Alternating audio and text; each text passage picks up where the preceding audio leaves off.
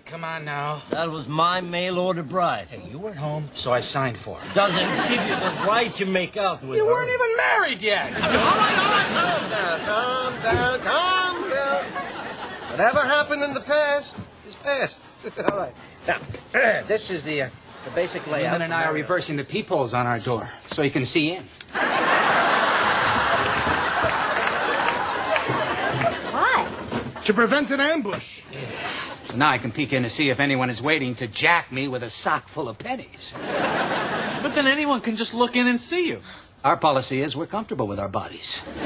You know, somebody wants to help themselves to an eyeful, well, we say enjoy the show.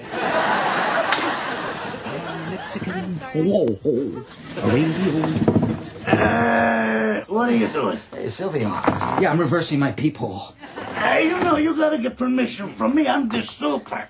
Who said you could do that? Who says I can do any of the things I do in my place? Like what? Well, nothing.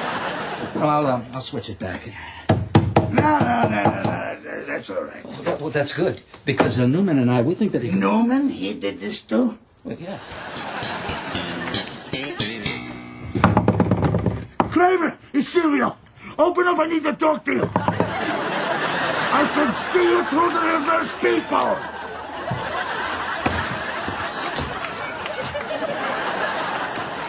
Hey, Silvio. Wow. Hey.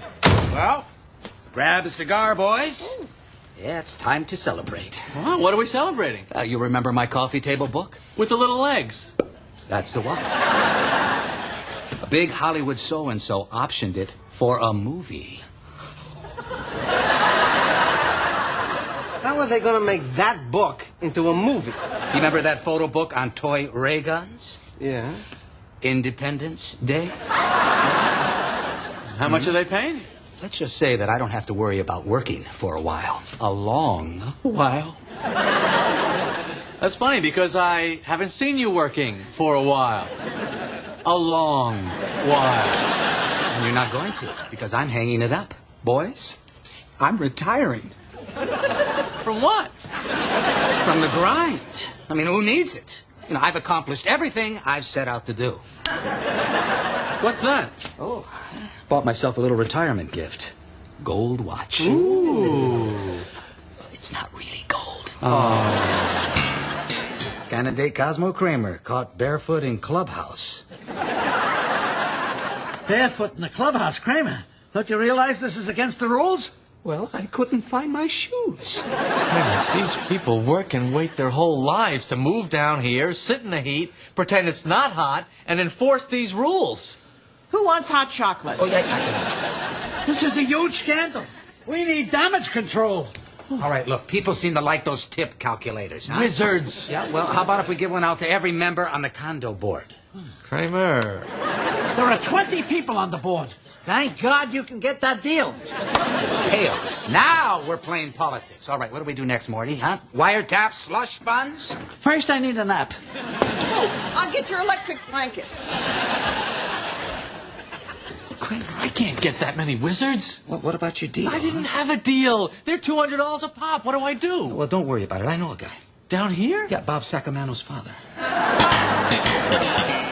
And that leads... So you're saying UNICEF is a scam? It's the perfect cover for a money laundering operation. No one can keep track of all those kids with those little orange boxes of change. Oh, no, it's Sally Weaver. Oh, yeah, your old college roommate, huh? No, it's Susan Ross's old college roommate. She moved to New York a few years ago. She's trying to become an actress. Dramatic or comedic? Untalented. She's always inviting me to see her in some bad play in a tiny room without ventilation. It's really depressing. Oh, we don't go to enough theater. She should just give up. Hey there, Mr. Too Big to Come to My Shows. I just came from TAP. I'm all woo! I'm on my way to an audition. I'm still looking for that big break. Why don't you just give up? Kramer! Well, that's what Jerry says. Well, now, face it, if it hasn't happened, it's not going to happen. All right. Okay, I'll go grab us a booth. Join us? So, Susan's dead.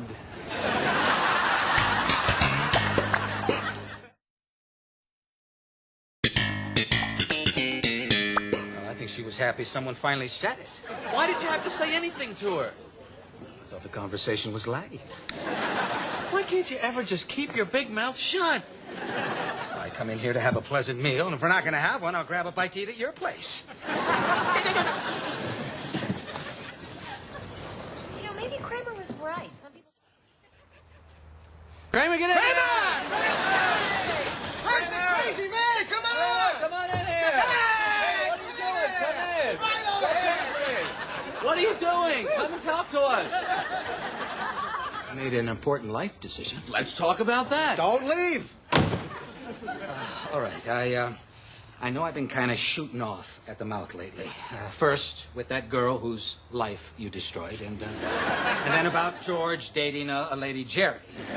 What's the decision? I know you want me to keep my big mouth shut. Well, that's exactly what I'm going to do.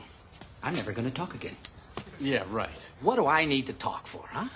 What, to blab to the neighbors about how George has a new femme Jerry friend? Or to tell everybody at the coffee shop how George is all mixed up in a perverse sexual amalgam of some girl and his best friend? See, now, I've done all that. Now it's time for silence. Silence? Yes!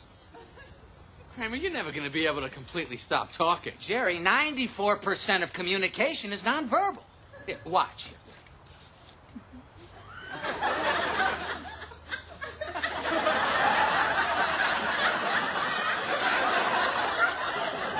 What does this mean? Well, it's Frank and Estelle's reaction to hearing about George's man love for a she Jerry.